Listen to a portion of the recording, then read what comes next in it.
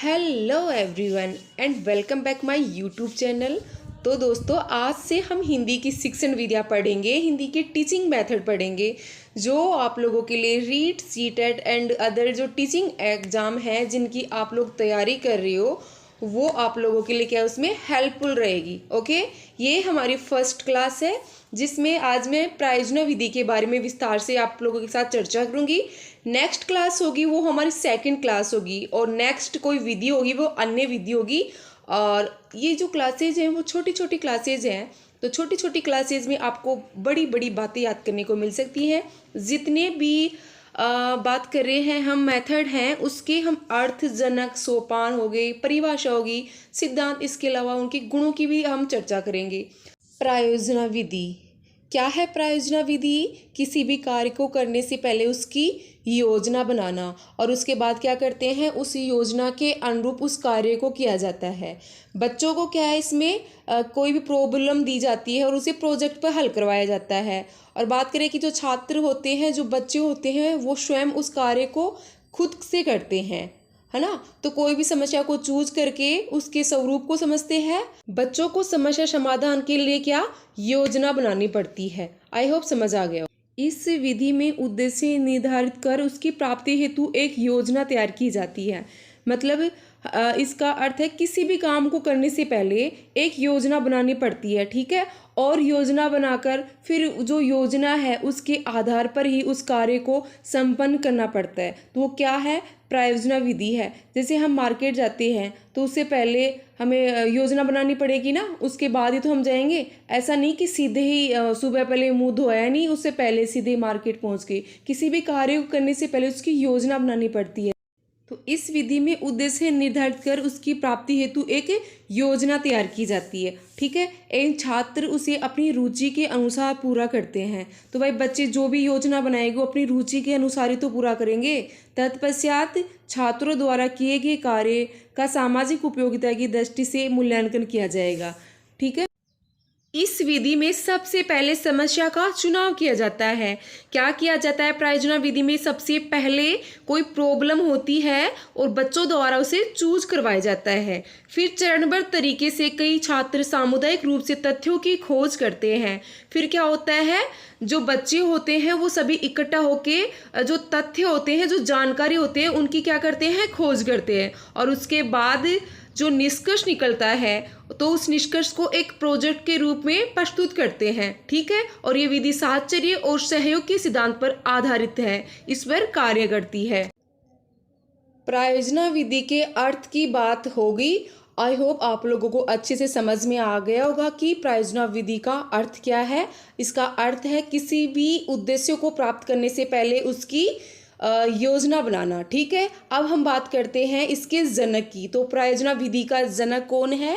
William Henry Kilpatrick. कौन है? William Henry Kilpatrick. 1918 में किलपैट्रिक ने शिक्षा में प्रायोजना शब्द का प्रयोग किया। ओके, नेक्स्ट बात करते हैं इन्होंने क्या किया, एक शोध पत्र तैयार किया था, the project research method. The project research method किसने तैयार किया था? किलपैट्रिक ने। और इसी शोध पत्र में पहली बार प्रायोजना विधि के बारे में इन्होंने बताया था। ओके, आगे हम बात करते हैं। किलपैट्रिक थे वो कहाँ के निवासी थे?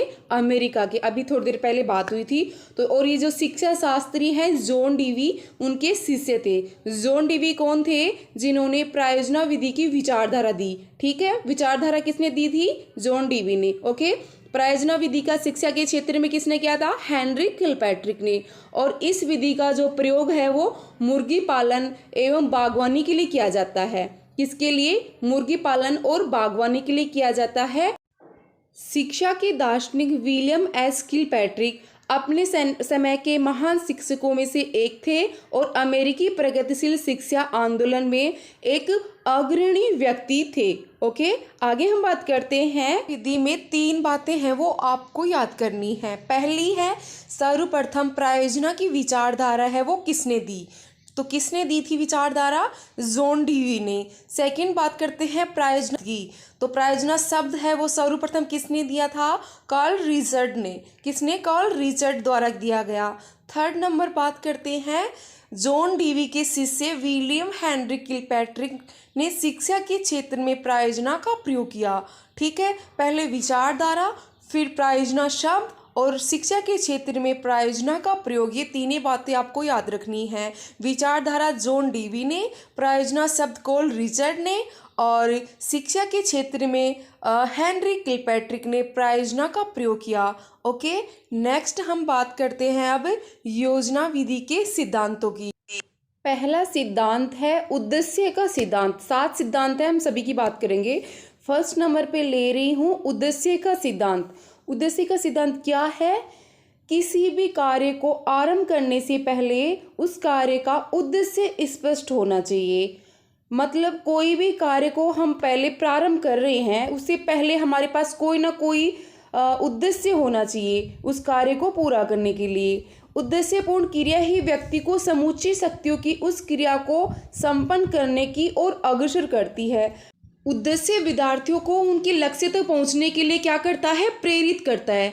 अगर लक्ष्य नहीं है तो क्या होगा? इस स्थिति में रुचि प्राप्त नहीं की जा सकती। तो किसी भी कार्य को करने से पहले हमें उस कार्य का उद्देश्य है वो स्पष्ट करना चाहिए, उद्देश्य को निश्चित करना चाहिए, फिक्स करना चाहिए। ओके, नेक्स्ट हम बात करते हैं स्वतंत्रता का सिद्धांत।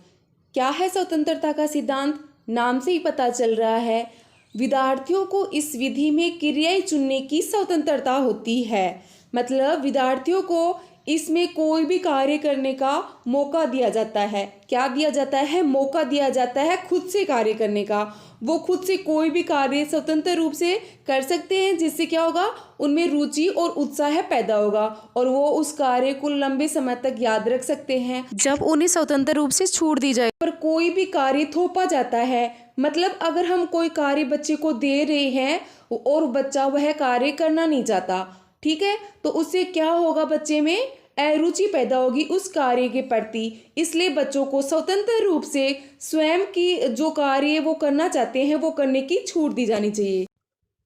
नेक्स्ट सिद्धांत है गतिविधि का सिद्धांत। इस विधि में सिद्धांत की अपेक्षा व्यवहार पर अधिक ध्यान दिया जाता है। मानसिक और शारीरिक रूप से गतिशील होते हैं। अगर सीधे तौर पर कहें, जो गतिविधि आधारित जो शिक्षा है, जो शिक्षण है, वो बेहतर शिक्षण है और व्यवहारिक शिक्षण का ये एक भाग माना जाता है। और व्यवहारिक शिक्षण क्या होता है? वो शिक्षण जिसके द्वारा किताबों से दूर हटके बच्चों को सिखाया जाता है। एग्जाम्पल अगर हम देखें, नीम का थाना सीकर से कितनी दूरी पर है, तो ऐसे प्रश्न अगर बच्चों के सामने हम लाएंगे, उनसे पूछेंगे, तो बच्चों के लिए हम क्या करेंगे? बच्चों को समझाने के लिए हम मानचित्र का उपयोग करेंगे और बच्चों को मानचित्र का उपयोग करना सिखाएंगे।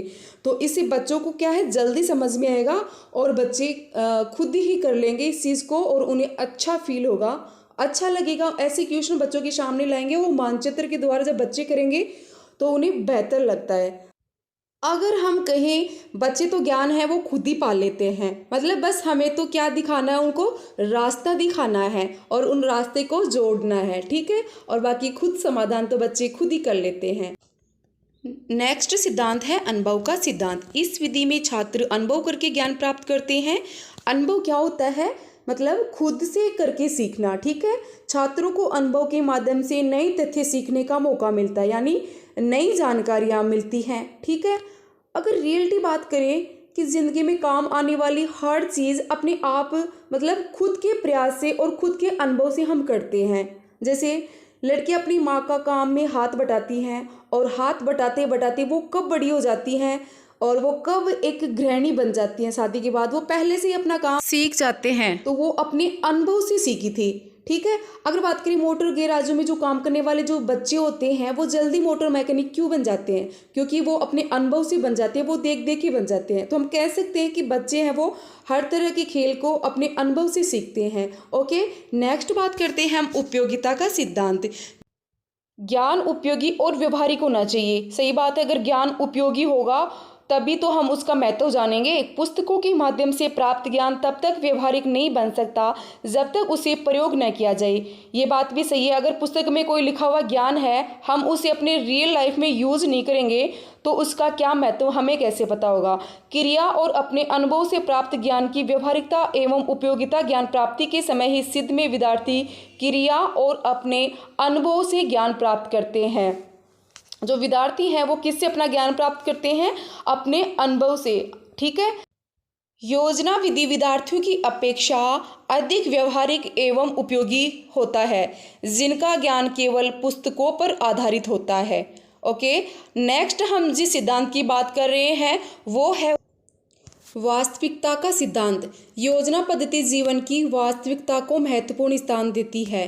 जो ये प्रायोजना विधि है वो जीवन के लिए महत्वपूर्ण है। यदि शिक्षा द्वारा विद्यार्थियों को जीवन के लिए तैयार करना है, अगर हम बच्चों को पढ़ा रहे हैं, उनके अच्छे भविष्य के लिए उन्हें तैयार करना है, तो क्या करना होगा, स्कूल में वास्तविक जीवन की परिस्थितियों को उत्पन्न करना होगा। तो इस स्कूल में ऐसी परिस्थितियाँ उत्पन्न करनी है जो वास्तविक जीवन से रिलेटेड हो। योजना पद्धति इस प्रकार की परिस्थितियां उत्पन्न करके विद्यार्थियों को क्या करती है, शिक्षा देती है। इस प्रकार यह विधि सिद्धांतों के आधार पर मनोवैज्ञानिक विधि कहलाती है। मनोवैज्ञानिक ऐसे जो सत्यता पर आधारित हो, जिसमें रुचियों के अनुसार सीखना, काम द्वारा सीखना, व्यक्तिगत अनुभूतियों द्वारा सीखना आदि है। नेक्स्ट हम बात करते हैं रोचकता। इस विधि में छात्रों के सामने रुचिपूर्ण समस्याएं उत्पन्न की जाती हैं, जिससे छात्र उनमें अधिक रुचि लेते हैं। बच्चों की रुचि वाली समस्याएं उत्पन्न की जाती हैं। ओके, इस सिद्धांत में छात्रों को ऐसे अवसर दिए जाते हैं जिनमें उनमें सामाजिकता का विकास होता है।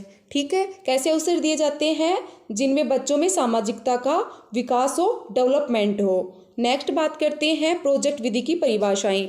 पार्कर के अनुसार प्रोजेक्ट कार्य की एक इकाई है जिसमें छात्रों को कार्य की योजना और संपन्नता के लिए उत्तरदायी बनाया जाता है। नेक्स्ट हम बात करते हैं थॉमस और ले के अनुसार प्रोजेक्ट इच्छा अनुसार किया जाने वाला एक ऐसा कार्य है जिसमें रचनात्मक प्रयास अथवा विचार हो, जिसका कुछ सकारात्मक परिणाम भी हो। ओके, नेक्स्ट है स्टीवेसन के अनुसार प्रोजेक्ट एक समस्यामूलक कार्य है जो स्वाभाविक स्थिति में पूरा किया जाता है। तो ये जितनी भी परिभाषाएं हैं वो याद कर लेना और इतना इम्पोर्टेंट नहीं है। ओके, नेक्स्ट हम बात करते हैं प्रोजेक्ट की विशेषताएं। ओके, पहली विशेषता है स्वयं करके सीखने की पद्धति। स्वयं करके सीखने की पद्धति, इस पद्धति की सबसे बड़ी विशेषता है बच्चा क्या करता है, स्वयं वो कार्य करता है। इसमें बच्चों को अपने अनुभव से सीखने का पर्याप्त अवसर मिलता है। कोई भी ज्ञान बच्चों के ऊपर थोपा नहीं जाता, मतलब बच्चों पर जो ज्ञान है वो उन पे थोपा नहीं जाता, उन पे दबाव नहीं बनाया जाता। वे स्वयं कार्य करके अपने अनुभव से ज्ञान प्राप्त करते हैं। इस पद्धति में छात्रों के सामने ऐसी परिस्थिति यानी ऐसी समस्या पैदा की जाती है या ऐसे साधन एकत्रित कर दिए जाते हैं कि बालक समस्याओं का हल करने को स्वेच्छा से तैयार हो जाए, कि बच्चा है वो समस्याओं को हल करने के लिए खुद ही तैयार हो जाए, उन पर कोई दबाव ना डाला जाए। आगे वाले सिद्धांत की बात करते हैं श्रम साध्य होना। इस विधि का श्रम साध्य होना है, इसमें हर एक बच्चे को समस्या सुलझाने के लिए मानसिक और शारीरिक दोनों प्रकार के कार्य करने होते हैं, कि बच्चों के पास जो भी समस्या होती है वो खुद से ही करते हैं, मानसिक और अपने शारीरिक रूप से दोनों प्रकार से काम करने होते हैं। बच्चों को कार्य करने से उनके मन में श्रम के प्रति आदर का भाव उत्पन्न होता है और यह भाव श्रमिकों को आदर करना सिखाती है।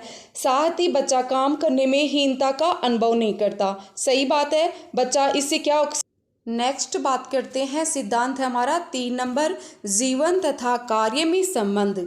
योजना विधि में वास्तविक प्रोजेक्ट को वास्तविक परिस्थितियों में यानी वास्तविक जो समस्याएं हैं उनमें स्वाभाविक रूप से पूर्ण किया जाता है। इससे जीवन तथा कार्य में क्या हो जाता है, संबंध स्थापित हो जाता है। किस किस में, जीवन और कार्य में। ठीक है, जीवन से संबंधित होने पर बालक की रुचि उस कार्य में हो जाती है और वह रुचि पूर्व कार्य को पूरा कर लेता है। बालक उस दौरान बहुत सी चीज़ें सीखते हैं जो उनके जीवन के लिए बहुत इम्पोर्टेंट होती है, उपयोगी होती हैं। आगे बात करते हैं बच्चों में सामाजिकता की भावना जागृत करना। इसके अलावा उसे दूसरों को सहयोग करने का मौका मिलता है, जिससे बच्चों में सामाजिकता की भावना जागृत होती है। बालकों में उत्तरदायित्व का बोध होता है। इसके द्वारा मतलब बच्चे हैं वो दूसरों की सहायता करते हैं। ठीक है, स्वतंत्र रूप से सोचने तथा कार्य करने का अवसर। इस पद्धति में विद्यार्थियों को स्वतंत्र रूप से सोचने तथा कार्य करने का अवसर मिलता है, जिससे बालकों की सक्रियता विकसित होती है। नेक्स्ट है 8 नंबर, ज्ञान के तथ्यों एवं बातों को खुद खोजकर ग्रहण करना। इस शिक्षण विधि में ज्ञान के तथ्यों एवं बातों को दूसरों से सुनकर जानने के बजाय उसे खुद खोज ग्रहण किया जाता है। इनमें ऐसा कुछ समझाने की तो ज़रूरत है नहीं। ओके, आगे चलते हैं हम। निर्णय करने का अवसर, बालकों को निर्णय करने का अवसर मिलता है और निर्णय करना वो सीख भी जाते हैं।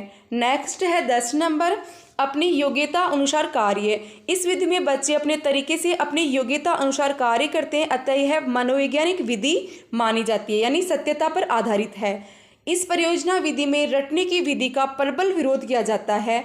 इसमें रटने के कोई अवसर नहीं है। इस विधि में रटने का स्मरण करने के बजाय सोचने तथा कार्य करने की प्रवृत्ति पर बल दिया जाता है। ठीक है, मतलब बच्चों को रटने से दूर रखा जाता है, बल्कि उनको सोचने की शक्ति को विकसित की जाती है कि बच्चे ज़्यादा से ज़्यादा सोच कर विचार कर उत्तर दें। जो ज्ञान काम करके किया जाता है वह ज्ञान ज़्यादा स्थायी होता है। रटने की विधि से प्राप्त ज्ञान स्थायी नहीं है, क्योंकि ऐसे ज्ञान का व्यवहारिक जीवन से कोई लेना देना नहीं। ये बात भी सही है, जो ज्ञान है वो काम करके खुद से बच्चा अगर ग्रहण करता है तो वो स्थायी होता है। अब बात करते हैं प्रायोजना विधि के सोपान की। तो पहला सोपान है परिस्थिति उत्पन्न करना। योजना विधि में शिक्षक बालकों के ऊपर कोई कार्य थोपता नहीं है, उन पर कोई दबाव नहीं बनाता, बल्कि क्या करता है, वह बालकों से विचार विमर्श करके ऐसी परिस्थिति उत्पन्न करता है कि उनकी किसी विशेष कार्य में रुचि जागृत हो। वो बच्चों से विचार विमर्श करता है कि बच्चों की रुचि किस में हो और उसमें रुचि जागृत हो, ऐसी परिस्थिति उत्पन्न करता है और उससे संबंधित समस्या का समाधान करने के लिए तैयार हो जाते हैं बच्चे जिनमें उनकी रुचि होती है। आगे हम बात करते हैं योजना का चयन। अब योजना के चयन के लिए क्या होगा, समस्या के समाधान के लिए बालक विभिन्न प्रकार की योजनाएं प्रस्तुत करते हैं। शिक्षक उन योजनाओं के गुण दोषों का विवेचन करके उन्हें ऐसी योजना चुनने में सहायता देता है जो सर्वोत्तम तथा समस्त बालकों को मान्य तथा सर्वाधिक महत्व की होती है। ठीक है, योजना का चयन कौन करवाता है, टीचर करवाता है बच्चों से। कार्यक्रम बनाना, 3 नंबर पे है कार्यक्रम बनवाना। योजना निश्चित हो गई और उसके बाद क्या होगा, उसको पूरा करने के लिए कार्यक्रम तैयार किया जाना चाहिए। वास्तविक तथा स्वाभाविक परिस्थितियों में पूरा होने वाला कार्यक्रम विचार विमर्श के द्वारा निश्चित किया जाता है। पहले फिक्स करने से पहले विचार विमर्श किया जाता है। ओके, 4 नंबर, प्रत्येक छात्र को अपनी योग्यता के अनुसार कार्य मिलता है और उस योजना को सब मिलकर पूरा करते हैं, जिससे क्या होता है, सहयोग की भावना बच्चों में विकसित हो जाती है।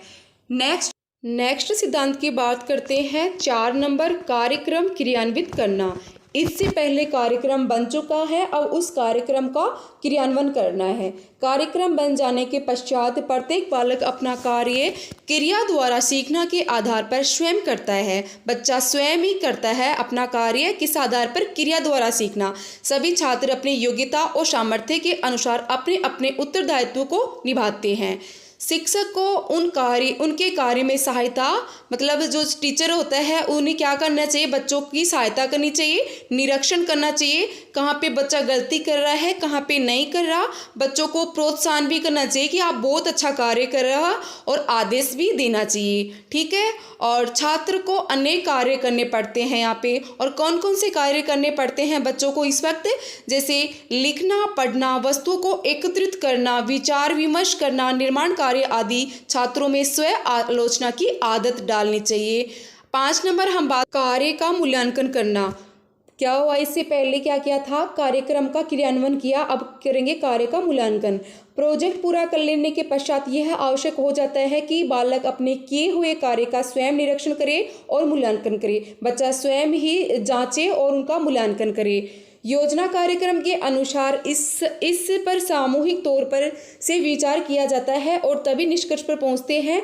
प्रोजेक्ट कार्य पूर्ण होने पर अध्यापक की सहायता से मूल्यांकन किया जाना चाहिए। लास्ट है सोपान, कार्य का लेखा जोखा रखना, मतलब उस कार्य को लिख कर रखना। प्रोजेक्ट के चुनाव से लेकर पूरा होने तक सभी क्रियाकलापों का ब्यौरा रखा जाता है। वे अपने कार्य के बारे में कठिनाइयाँ, आलोचना आदि पंजिका में अंकित करते हैं कि कौन सी कठिनाइयाँ हैं, कौन सी आलोचनाएं हैं। वे किए गए कार्य और उनकी विधियाँ, उपकरण, पुस्तकें आदि का विस्तार पूर्वक वर्णन करते हैं। मतलब जो बच्चे हैं वो अपनी पुस्तिका में क्या क्या लिखते हैं, उनकी कठिनाइयों के बारे में, उनकी विधियों के बारे में, कौन सी आलोचनाएं हैं और कौन सी गुण है, कौन से दोष है, सभी लिखते हैं। आगे हम बात करते हैं प्रायोजना विधि की विशेषताएं। पहली विशेषता है प्रत्यक्ष अनुभव होना।